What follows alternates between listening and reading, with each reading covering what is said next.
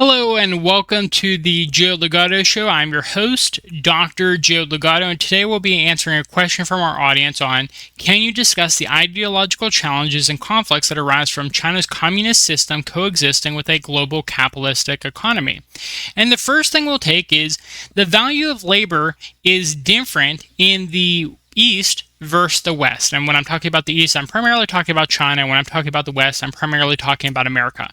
In America, the value of labor had, for the longest time, I would say, stayed relatively stable in terms of compensation going up with productivity. However, in the 70s, after it looked like the Soviet Union was on the decline and it was never going to be a true, real competitor with the United States. Its GDP was, I believe, like at its best, 40% of the United States GDP. After it seemed like there was no real competitor to the capitalistic economy, there was a decoupling between productivity and compensation, where productivity continued to rise at a very rapid rate. So workers were doing more in their work time. However, their compensation for that extra work did not go up. It stayed relatively stable after sometime in the 70s. And so the value of labor was, I would say, regarded less highly in the West, particularly after the 70s, because there was no competitor there for the capitalistic economy. If you have a competitor, then the forces of labor can look to these other systems and say, hey, we could have it better if we were in that other system. And capitalism really did not want that. And so when there were competitors, the forces of capital were somewhat merciful in terms of how they treated the force of labor. Now, in the East, though, in places like China, they've highly regarded the forces of labor. They've treated them extremely well because they understand that the economy grows through the work of the forces of labor. They're actually tangibly like using their hands for the economy. And for the longest time, China was what would be considered low-tech manufacturing, where the force of labor did quite a bit of the work. Now you're seeing kind of the economy shifting towards robotics, things like that, which would be more a part of capital doing a lot of the work. But for the longest time, China very highly regarded and still does highly regard the forces of capital, and they value and appreciate capital. And so they make sure that compensation goes up with increasing productivity.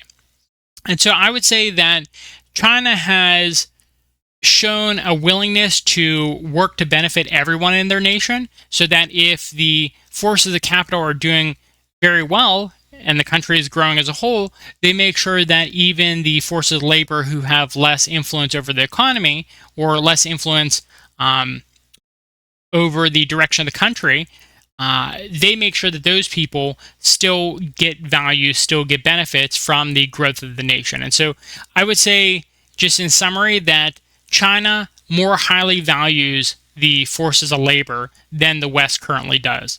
There are entire parts of America where the steel industry, the coal industry, those kind of declined, and the United States just let those parts of the country die. And if you weren't able to pick up and leave and go somewhere else and reskill into another craft, they just let those people die. So there are entire parts of the country where people are just dying of drug overdoses, and these are the force of labor who sacrifice themselves, sacrifice their bodies for doing extremely hard labor intensive work, and America just kind of abandoned them.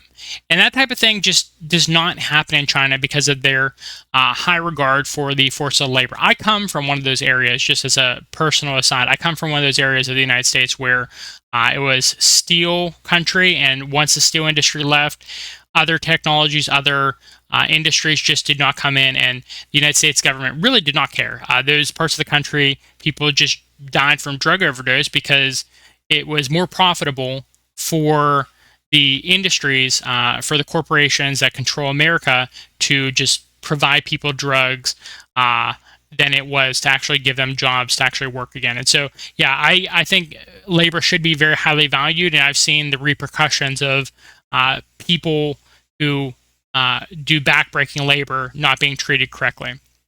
Another thing worth mentioning here is, can you discuss the ideological challenges and conflicts that arise from China's communist system coexisting with a global capitalistic economy? And just going along with the value of labor is the value of capital. In America, there has been a decoupling, particularly since the 70s, as I was talking about earlier. There's been a decoupling between the forces of capital, the leaders of our economy, taking on all the benefits of growth, and they've been pushing off the consequences, the repercussions of their actions onto other people. And so when you have a leader that takes on all the benefits but does not take on all the consequences, all the risks, that's not really a leader. And in the West, we haven't had true leaders in a while. There's not really been a leader who the buck stops with them, where like they take on responsibilities for things that go wrong. We've kind of reached that late stage capitalism point where capital doesn't really care about taking responsibility for their actions. And China doesn't allow that. China has a completely separate system where SL Canthon on Twitter talked about this a lot, and I've mentioned this before too, where in the United States, big banks and big corporations control our government. In China, it is the government that controls big banks and big corporations. And so the forces of capital, they don't allow them to get out of hand. They don't allow corporate crimes to be punished less severely. Like in America, when you think about how crime is punished, it's typically more punishing to poverty-stricken people versus the extremely wealthy. So take like a flat fee for like a parking ticket or something. That flat fee for a parking ticket could be half of a person's paycheck if they're extremely poor and then they can't feed their family anymore. Whereas a flat fee for a parking ticket for an extremely rich person, that might be like pocket change that they like left under the seat of their car. And so it's completely different. If we actually did have a system that treated people fairly and properly punished the rich, then you might have a parking ticket that is, say, like a certain percentage of a person's monthly income or something like that. And so then the punishment hits people relatively equally severely, but that's not the system we live in. In our system, the more money you make, the more you're a part of the forces of capital, a part of the rent-seeking elite, as I like to call them, the less punished you are for the things that you do wrong. And in China, if you mistreat your people, if you commit fraud, if you're stealing money from your company, you get very severely punished, let's just say. And in the West, if you steal $100 million, you're forced to pay back $10 million. $10 million as punishment. And then it's like, well, wait a minute. The punishment does not fit the crime. Especially when it comes to the forces of capital in the West. And so China's system is reinventing the balance of power between the value of capital and the value of labor, where I think they're properly holding accountable the forces of capital that we haven't seen in the West for at least many decades. I would say at least half a century. Some other things to talk about. Can you discuss the ideological challenges and conflicts that arise from China's communist system coexisting with a global capitalistic economy? And I'll take these next two together. The planned economy that China has, so they have 5-year plans, they have 10-year plans, 25-year plans. They have a direction for their country, and that's very radically different from the West. The West just grows haphazardly. Like if they think they can make money from you in some way, shape, or form, it doesn't matter if it's high quality or if it's based on the suffering of individuals.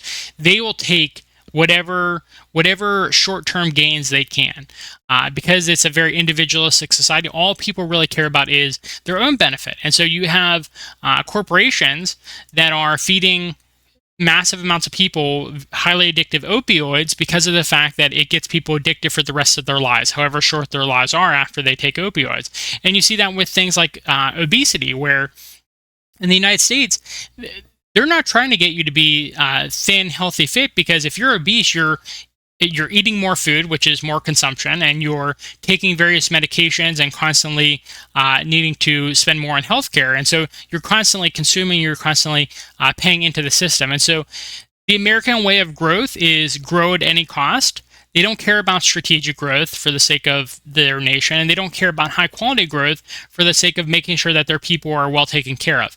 In China, they have reinvented the system again, where it's like they want to make sure that if it's a pharmaceutical being created, it's actually solving problems instead of just like temporarily treating them so the person's on it for life. And so in China, they try to keep people healthy, they try to keep people happy. They're going for very high quality growth in their economy, and they're going for very strategic growth. If there are certain aspects of their economy that need to grow for the sake of their nation, such as the semiconductor industry, they will help subsidize that. They will help fund it to make sure that the forces of capital are working in a direction that is beneficial to everyone in the country.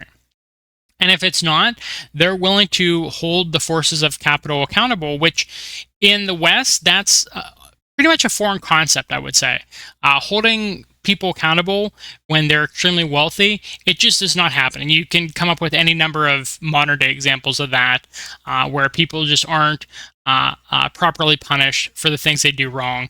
And in the East, they have high quality strategic growth. They're willing to grow in directions that matter, and they're not willing to take what I would call low hanging fruit when it comes to growing in directions that would actually be harmful to their people. They don't do that.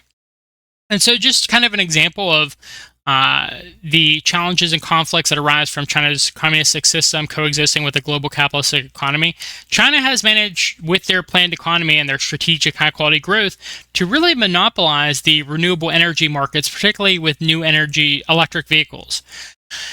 In terms of, just a few examples here, in terms of getting the minerals across the world necessary to create electric vehicles, China has managed to get all the different mining operations across the entire world. The United States is just not that strategic.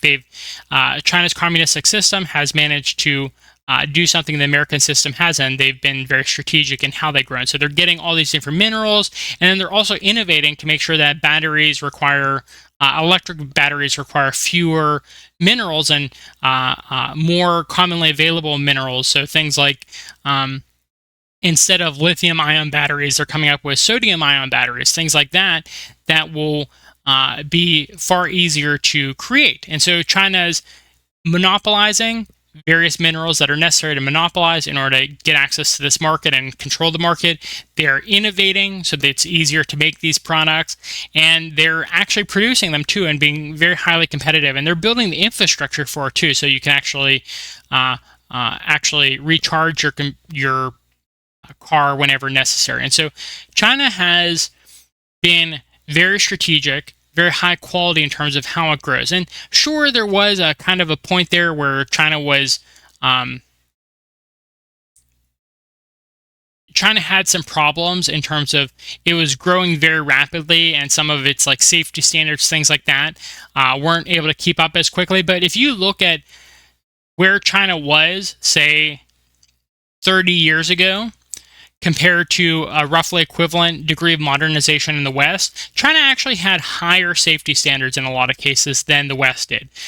I'm an industrial and organizational psychologist, and we talk about safety standards in the workplace all the time. And if you look at America 100 years ago, which was, pretty roughly equivalent to where China was 30 to 50 years ago, China had far higher safety standards than the West did. And so you have to look at comparable time periods and comparable levels of modernization in order to figure out that, yes, China grew extremely rapidly, but China also managed to grow extremely rapidly while holding what I would consider as higher safety standards than the West at roughly equivalent levels of modernization. And so that's an excellent point to make, and I don't think enough people make it because they think China grew in a very incautious manner, and they like cut corners and things like that. And that's just not the case from what I've seen if you're looking at comparable levels of modernization. And so if you liked my answer to this question, please actually like the video, and if you want to hear more from me, please subscribe to our channel.